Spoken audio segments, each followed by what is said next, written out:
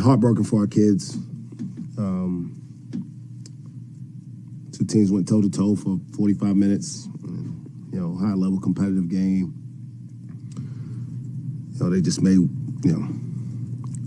I guess they made one more play than us, but, obviously we had a chance there late to make the layup. It just ill-timed jump, if you will, on the tip-in. But happens, it's been a while since our defense, didn't really hold up like tonight. So just got to get back and get to work, figure out how to get better. But I'm proud of our kids for the fight they showed. I don't know what the largest lead of either team was, but I felt like it was a tie game the whole time. And so credit to them. But obviously for us, it's disappointing night. Thankful for our fans. I thought they were really good. Gave us great energy, helped us late throughout. And so we just got to keep building on it. Obviously, losses are always hard to take at any time, but certainly at home on a night where you get a pretty good performance from more than a pretty good performance. Avery was sensational on the offensive end, and wish we could have held it up, not just for him, but for everybody. So I'll take any questions. You mentioned Avery. Boynton explained it to you. I think what they said was it was over the cylinder at the time that he touched it, and that's illegal to touch it. Then obviously I haven't seen it. I'm not allowed to look at the replay while it's happening, and I don't even know if they showed it. I was just trying to get our guys to focus on what was next in the moment. So, but the explanation was that the ball was still, on or over the cylinder. I don't remember exactly what the wording was. You mentioned Avery's night offensively, but he came in here and he was pretty disappointed with his defense in overtime. What do you kind of tell him when he's feeling that way and after a night like he had? That's a sign of growth. As a junior, understanding the accountability when you're a leader, and when you're out there and a team doesn't get the job done, you stand up and you understand that there's certainly things that we could have done better, no matter how good the numbers might look. And so it's a sign of growth. As a freshman, I'm not sure if he scored 30 points and we lost, he would feel that way. But as a junior, there's another level of responsibility for helping the team have success. And it wasn't just him. We gave up 86 points or 84 points at home. And, we hadn't been giving up 84 points. We went on the road and held the team to 56 just a couple days ago. So that was certainly disappointing for all of us. There were a couple times it seemed like Ice in particular blocked Brockington down and he just hit the jump shot over him. Sure. Is there anything you can do about that? No, you give credit. Guys, it's a hard part about doing this. The other team's got good players. They practice, they watch film, and sometimes a good player is just able to make a shot under duress. We lived with a guy like that last year, and we saw it. So give credit. That kid's good. He's a good player, and we'll obviously have another opportunity to see him again. We'll try to defend him a little bit better, but you force a guy to score 26 points on 20 shots, and many of them challenged, and you just pat him on the butt and try to get better the next time. Does Avery's struggles this season help him grow? Has that helped him grow more? You two? Yes. Listen, struggles help us all grow.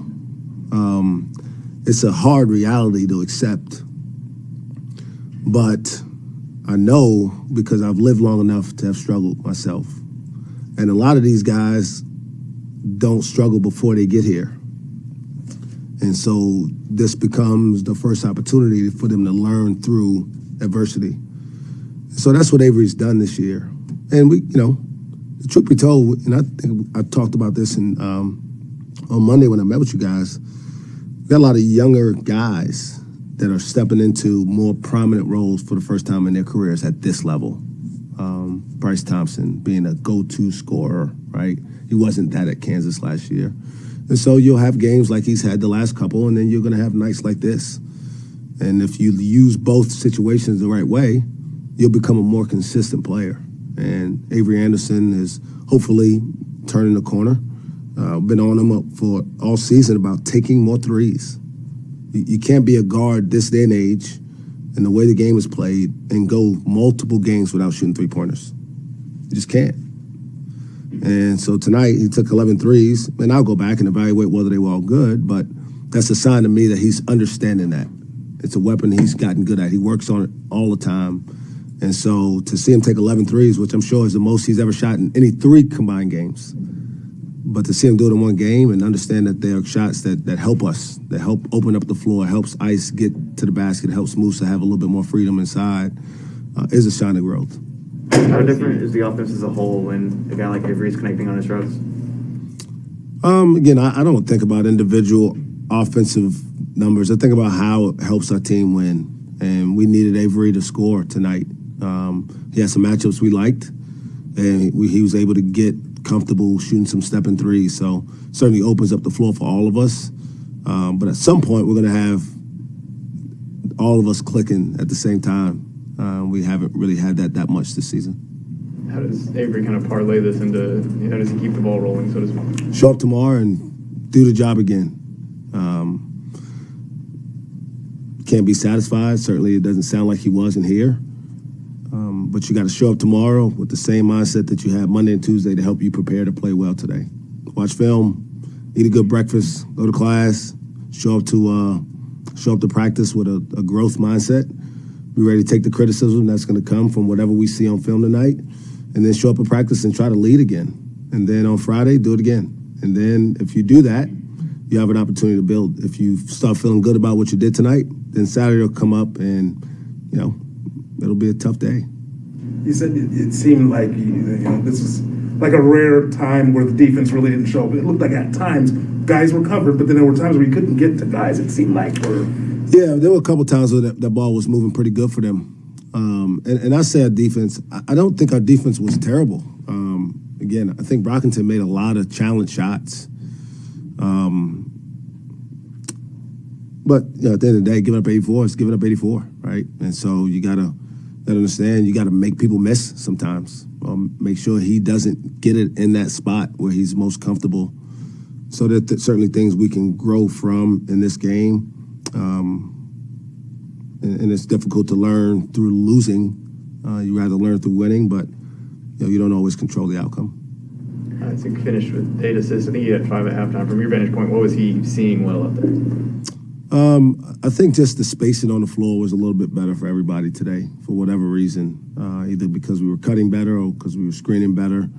But that's, again, in my mind, a sign of our team getting better. Because especially on a night where BT wasn't shooting well, Keelan didn't particularly have a breakout night, and BT, between the three of them, BT and Keelan and Dale, we didn't really get a whole lot of offensive production. And usually that means teams can sag off and stop his drive. So I thought it started with his defensive presence. I think we got a couple of easy baskets because he was just a menace defensively early in the game and just getting deflections, and I think that's what helped him get going. For more information, you can visit TulsaWorld.com.